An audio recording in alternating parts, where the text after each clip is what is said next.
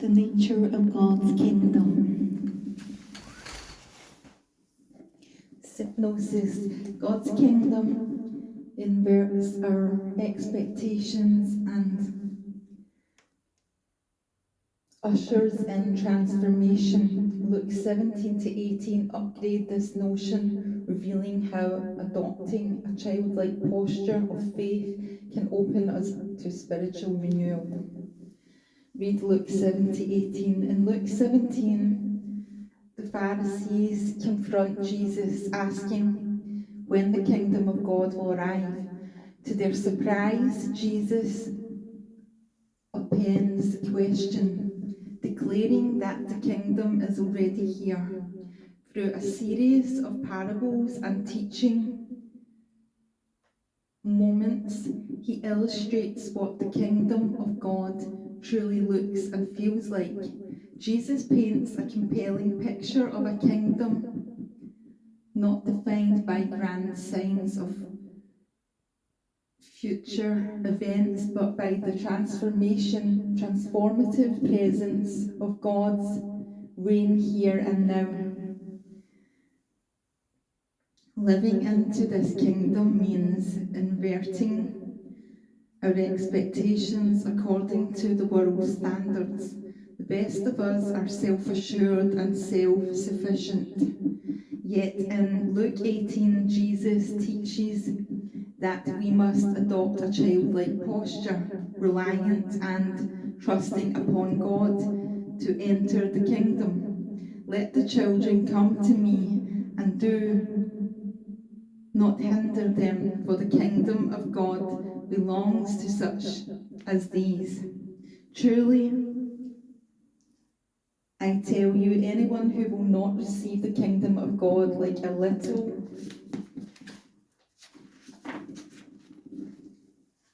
child will never enter it.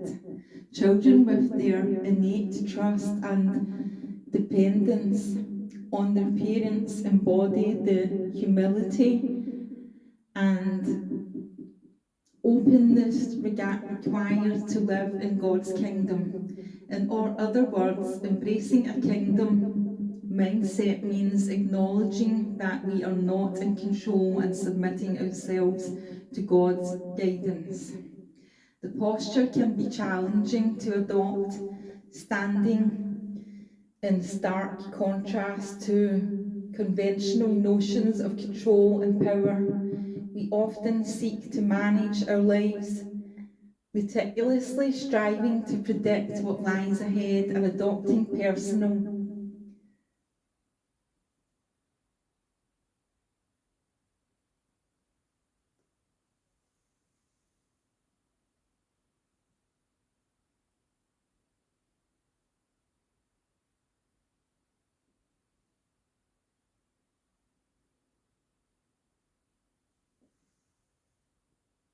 notaries for access. Psalm 78 speaks to this precise impulse, relaying a long history of humanity, repeatedly choosing our own ways over and above God's in our detriment.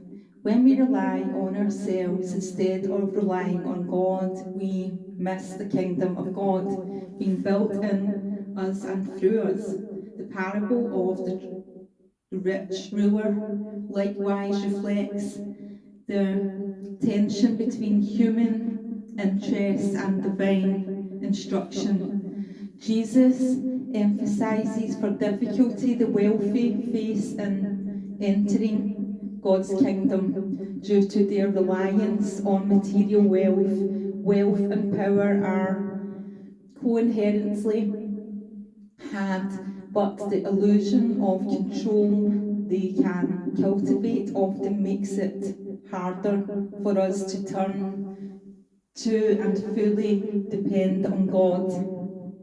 Paul underscores this in his letter to the Philippians, writing, I once thought these things were valuable, but now I consider them worthless because of what Christ has done. Yes, everything else is worthless when compared with the infinite value of knowing Christ Jesus my Lord. For this sake I have discarded everything else, counting it all as garbage so that I could gain Christ and become one with Him.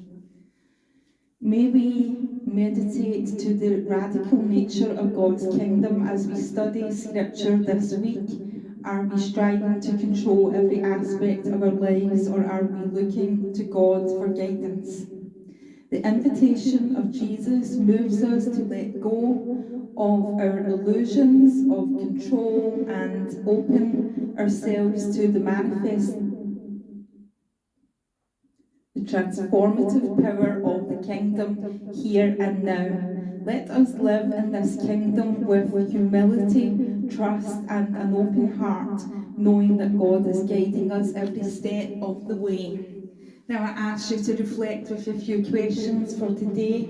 In what ways might embracing a childlike brilliance and trust gently shift your current views or control and independence? Secondly, take a moment to redirect on Psalm 78 where can you shift from relying on your own understanding to seeking God's guidance more fully? And lastly, consider Philippians 3, how does recognising the infinite value of knowing Christ Jesus guide you to reevaluate your priorities? Now I ask you for a short prayer to end. God of the personal, the present kingdom, thank you for teaching us childlike trust and humility. May we let go of our need for control to fully experience your presence here and now. Amen.